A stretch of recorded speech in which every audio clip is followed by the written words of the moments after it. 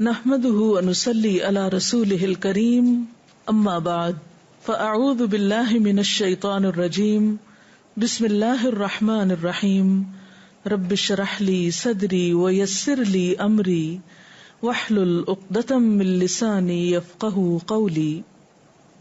قرآن پاک میں اللہ سبحانہ تعالیٰ فرماتے ہیں، در حقیقت اہل ایمان پر تو اللہ نے یہ بہت بڑا احسان فرمایا کہ ان کے درمیان خود انہی میں سے ایک رسول اٹھایا جو اس کی آیات انہیں پڑھ کر سناتا ہے، ان کا تزکیہ کرتا ہے، انہیں کتاب اور حکمت کی تعلیم دیتا ہے۔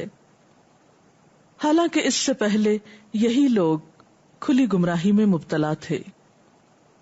اللہ کے رسول صلی اللہ علیہ وسلم جو اس دنیا میں رحمت للعالمین بن کر آئے، ہم سب کے لیے رحمت کا پیغام، میرے لیے اور آپ کے لیے، وہ ہادی اعظم جنہوں نے ہمیں ایک ایسا راستہ دکھایا جو یقیناً سراسر کامیابی کا راستہ ہے۔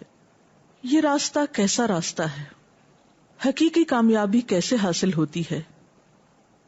یہ راستہ تزکیے کا راستہ ہے، جس پر چل کر انسان اپنے رب کا قرب حاصل کر سکتا ہے اور حقیقی کامیابی کی منزل کو پہنچ سکتا ہے۔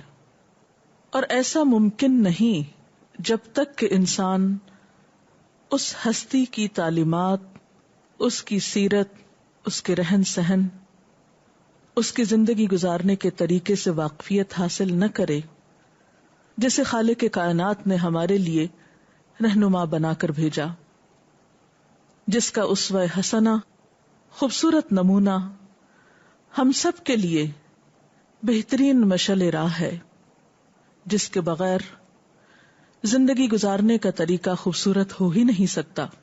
تو آئیے دیکھتے ہیں کہ اللہ کے رسول صلی اللہ علیہ وسلم نے انسانوں کو کامیابی کے اس رستے پر کس طرح چلایا۔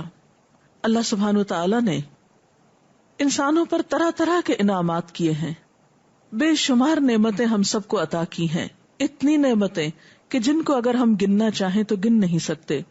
اگر تم اللہ کی نعمتوں کا شمار کرنا چاہو، حساب کرنا چاہو تو کر نہیں سکتے۔ لیکن قرآن پاک میں ان نعمتوں کو بطور احسان کے ذکر نہیں فرمایا۔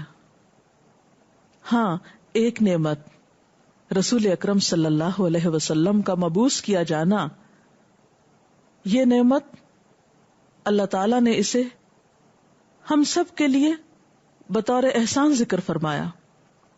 لقد من اللہ علی المؤمنین، یقیناً اللہ نے مومنوں پر احسان کیا۔ کیا ہے وہ احسان؟ اذ بعث فیہم رسولا من انفسہم، جب ان کے اندر ایک رسول بھیجا جو انہی میں سے تھا۔ کیا کیا اس رسول نے صلی اللہ علیہ وسلم؟ یتلو علیہم آیاتہ، اس کی آیات کو پڑھ کر سنایا، ویزکیہم، اور ان کا تزکیہ کیا، ویعلمہم الکتاب، انہیں کتاب کی تعلیم دی، والحکمہ، اور حکمت کی تعلیم دی۔ تو گویا جب تک ہم آپ صلی اللہ علیہ وسلم کی لائی ہوئی تعلیمات کو حاصل نہیں کرتے، سیکھتے نہیں، اور جب تک آپ کے بتائے ہوئے طریقے کے مطابق ہم اپنا تزکیہ نہیں کرتے، اس وقت تک ہم دنیا اور آخرت کی نعمتوں سے صحیح طور پر فیض یاب نہیں ہو سکتے۔ قرآن پاک میں ایک اور جگہ پر اللہ تعالیٰ فرماتے ہیں، قد افلح من زکاہا وقد خاب من دساہا، یقیناً کامیاب ہوا وہ جس نے اپنے نفس کا تزکیہ کیا، اور ناکام ہوا وہ جس نے تزکیہ نہیں کیا بلکہ اپنے نفس کو دبا دیا، چھپا دیا، اس کی نیکی کو ابھرنے نہیں دیا۔ ایک اور جگہ پر فرمایا، قد افلح من تزکا وذکر اسم ربہ فصلی، یقیناً کامیاب ہوا وہ شخص جس نے تزکیہ کیا اور اپنے رب کا نام لیا، پھر نماز پڑھی۔ بل تؤثرون الحیات الدنیا والآخرۃ خیر وابقی، لیکن تم لوگ دنیا کی زندگی کو ترجیح دیتے ہو، حالانکہ آخرت بہتر بھی ہے اور باقی رہنے والی بھی ہے۔ تزکیہ کیا چیز ہے؟ تزکیہ کا لفظ عربی کا لفظ ہے جس کا معنی کسی چیز کو صاف ستھرا کرنا اور اس کو نشو نما دینا ہے۔ یعنی گویا تزکیہ کے اندر دو چیزیں پائی جاتی ہیں، ایک ہے کسی چیز کو پاک صاف کرنا، اس کا میل کچیل دور کرنا، اور دوسرا ہے اس چیز کو بڑھانا، اس سے بہتر فائدہ اٹھانا، اس کو پروان چڑھانا، اس کو نشو نما دینا۔ یہ تو ہے اس کے لغوی معنی۔ اس کے اصطلاحی معنی کیا ہے؟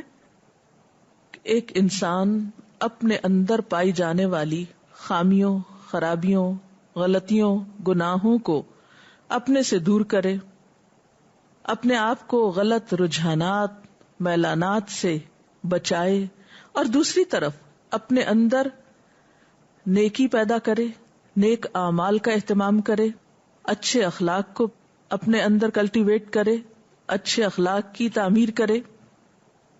یہ کام اسی وقت ہو سکتا ہے جب ہم اپنا جائزہ لیں کہ ہمارے اندر کیا کیا برائیاں ہیں، اور پھر اس بات کا بھی جائزہ لیں خود کو پہچان کر کہ ہم کون کون سے اچھے کام کر سکتے ہیں، کن کن نیکیوں کی ہمارے اندر صلاحیت موجود ہے، یا نیکی کے کن کن کاموں کو کرنے کی صلاحیت ہم اپنے اندر پاتے ہیں۔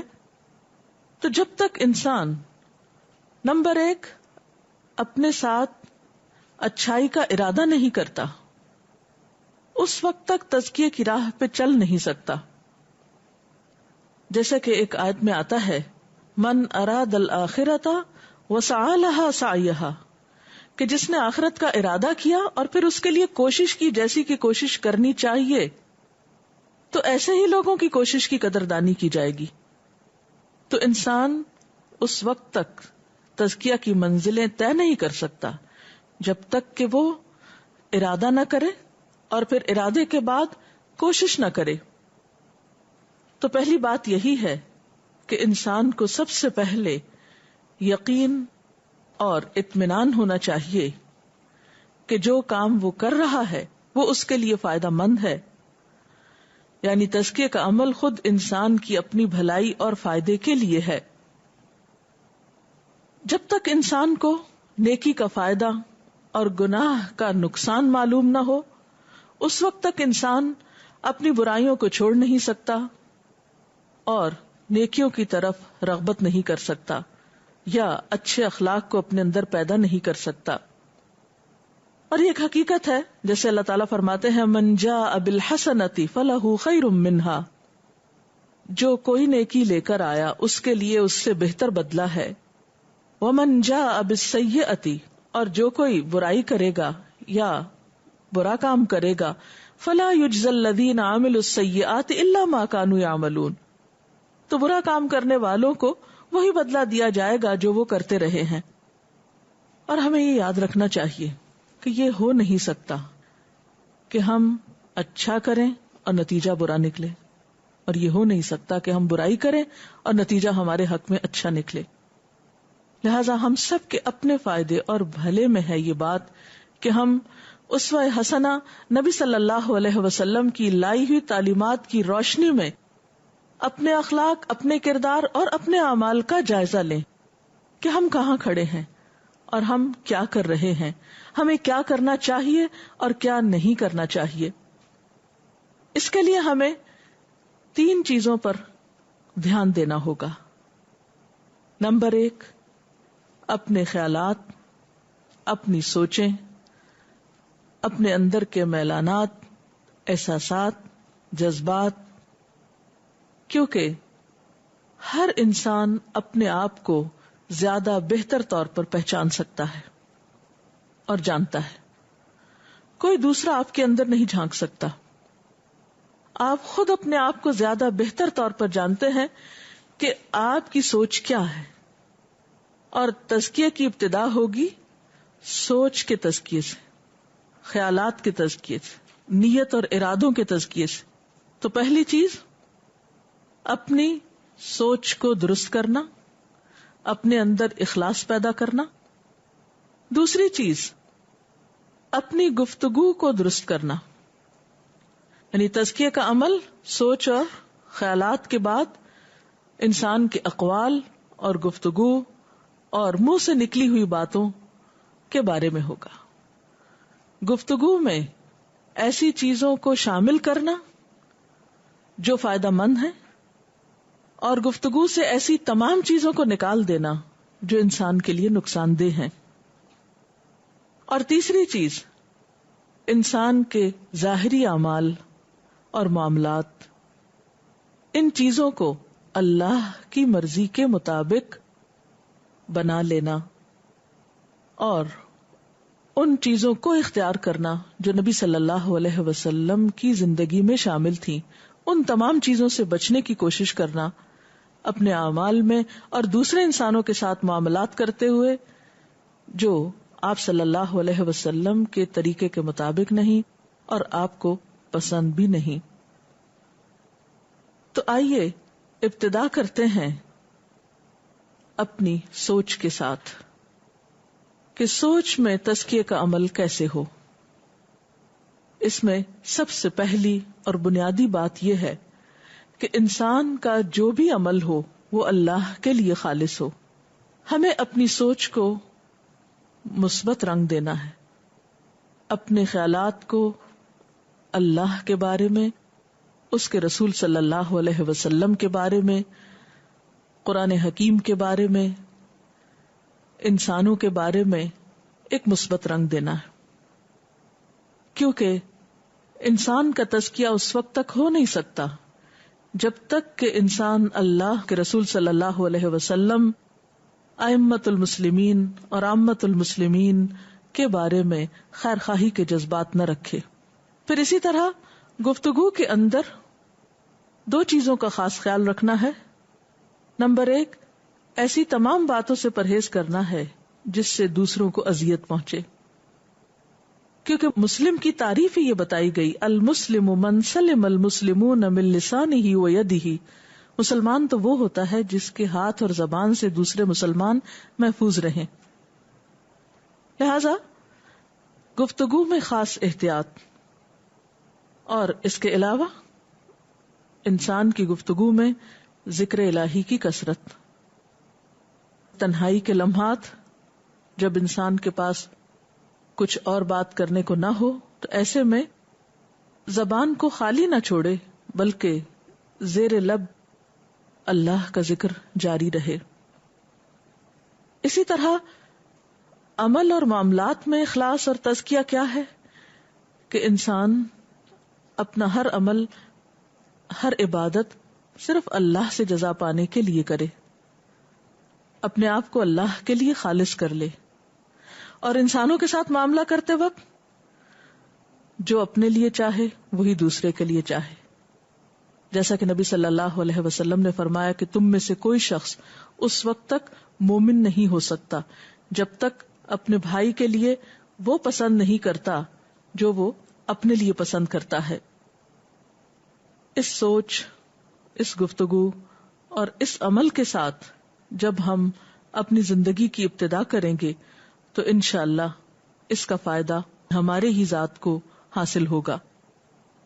ایک حدیث قدسی میں آتا ہے، اللہ سبحانہ وتعالی فرماتے ہیں کہ اگر اول سے آخر تک تمام انسان اور تمام جن سب سے زیادہ متقی اور پرہیزگار انسان کے دل کی طرح ہو جائیں تو اس سے میری بادشاہت میں کچھ فرق نہیں پڑے گا. اور اگر سارے جن و انس سب سے بدترین انسان کے دل کی طرح ہو جائیں، یعنی ان کے دل سب سے بدترین انسان کے دل کی طرح ہو جائے، تو اس سے بھی میری بادشاہت میں کوئی خلل واقع نہیں ہوگا. اور یہ ایک حقیقت ہے کہ جب انسان اچھائی کی طرف قدم اٹھاتا ہے تو اس کا فائدہ بھی اچھائی کرنے والے ہی کو پہنچتا ہے، اس کا کسی دوسرے پر احسان نہیں ہوتا. نہ اس کا احسان اللہ تعالیٰ کی ذات پر ہے اور نہ کسی اور پر. جو اچھا کرے گا خود اچھا پائے گا، اور جو کسی دوسرے کے لیے گڑھا کھودے گا خود اس میں گرے گا. اس لیے جو شخص بھلائی کرتا ہے وہ اپنے ہی لیے کرتا ہے، اور جو شخص برائی کرتا ہے وہ بھی اپنے ہی آپ کو نقصان دیتا ہے. اور یہ ایک حقیقت ہے کہ جتنا نیکی کرنا ضروری ہے اتنا ہی گناہ سے بچنا بھی ضروری ہے. کیونکہ اگر ایک انسان اچھی غذا کھاتا رہے اور اس کے ساتھ زہر کھا لے تو وہ زہر اس کے لیے موت ہو سکتا ہے اور اچھی غذا اس کو بچا نہیں سکتی.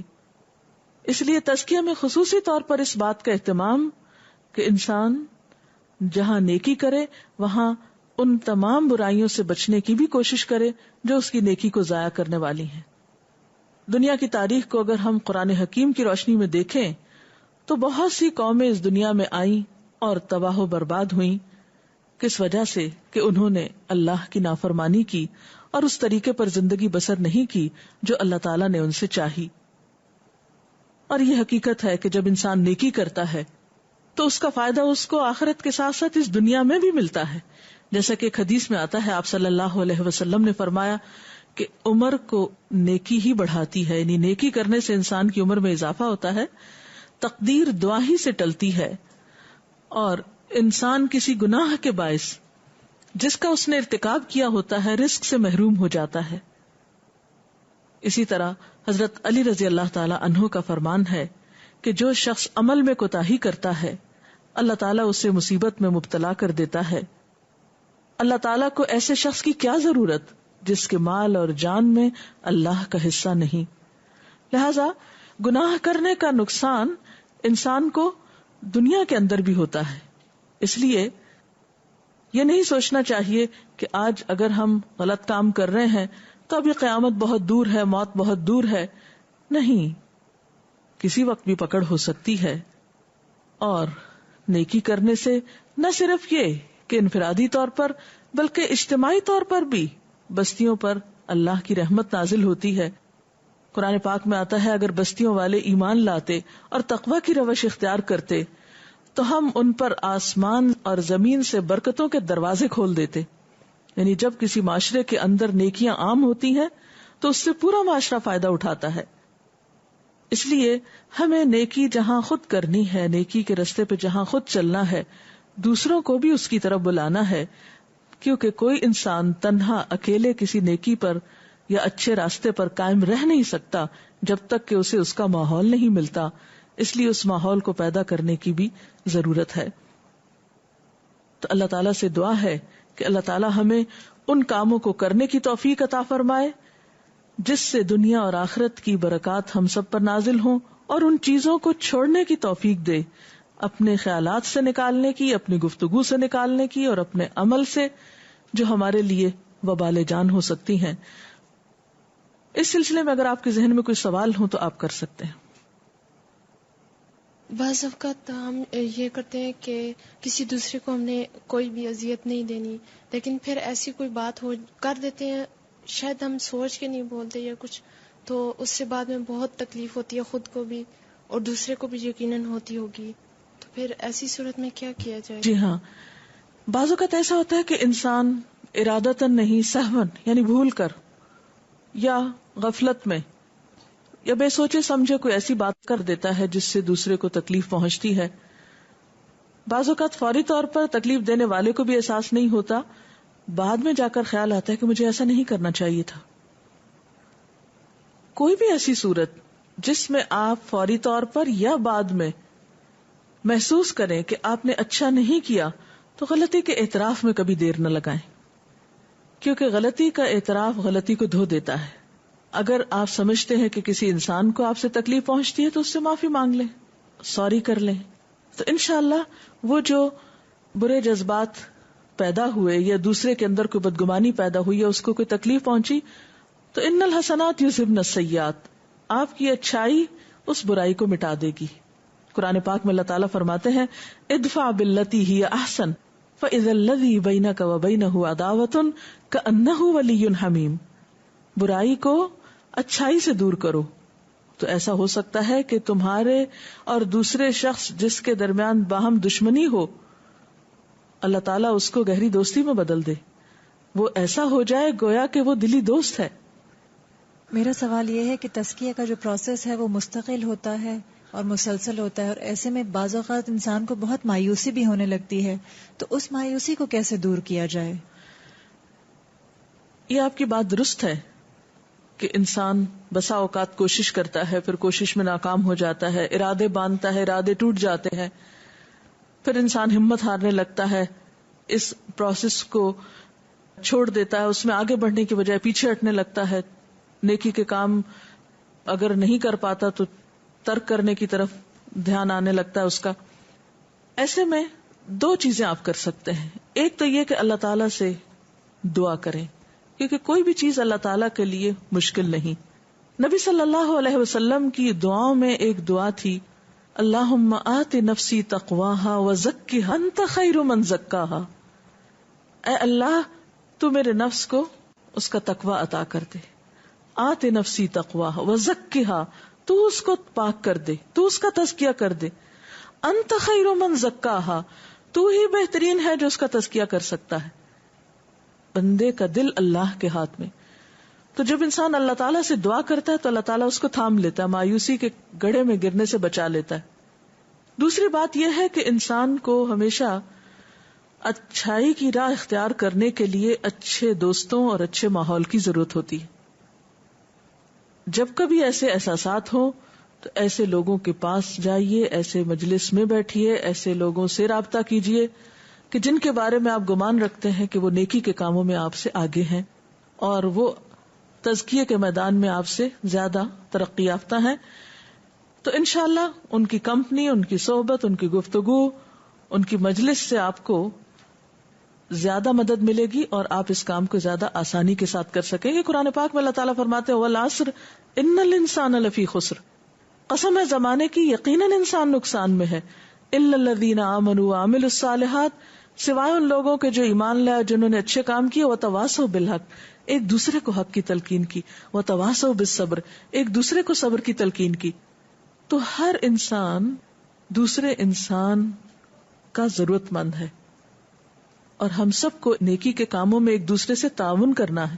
تعاونوا علی البر والتقوی، ایک دوسرے کی مدد کرنا ہے اور ایک دوسرے کا ہاتھ تھام کر ایک دوسرے کی مدد کرتے ہوئے ہم نیکی اور خیر کے کاموں میں بہت آگے نکل سکتے ہیں بنسبت تنہا چلنے کے.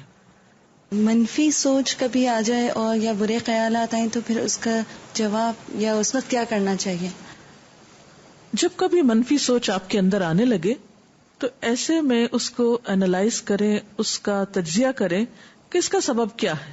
اپنے آپ سے سوالات کریں کہ جو سوچ آپ کے اندر آ رہی ہے اس کی بنیاد کیا ہے، اس کی دلیل کیا ہے. کہیں یہ محض شیطان کا وسوسہ تو نہیں؟ کیونکہ شیطان کی مسلسل کوشش ہوتی ہے کہ انسان کو دوسرے انسانوں کے بارے میں بدگمان کرے. ان الشیطان ینزغ بینکم، شیطان انسانوں کے درمیان پھوٹ ڈلواتا ہے، باہم تعلقات خراب کرتا ہے.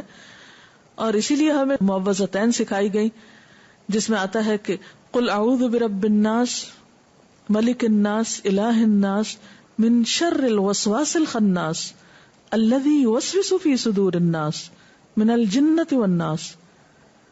خاص طور پر اس کی تلقین کی گئی کہ آپ اللہ کی پناہ میں اپنے آپ کو دیجئے جو انسانوں کا رب، انسانوں کا بادشاہ، مالک، انسانوں کا معبود ہے، اس وسوسہ ڈالنے والے کے شر سے جو بار بار پلٹ کے آتا ہے اور انسانوں کے اندر برے خیالات ڈالتا ہے، انسان کو انسان سے بدگمان کرتا ہے.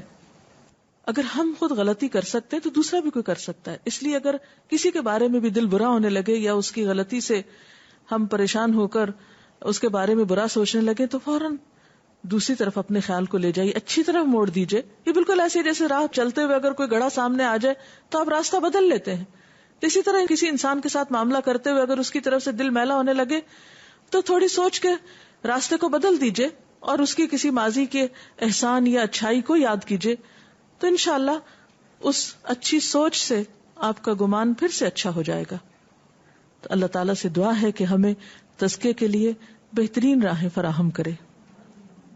وآخر دعوانا ان الحمد للہ رب العالمین. سبحانک اللہم وبحمدک نشہد ان لا الہ الا انت نستغفرک ونتوب الیک.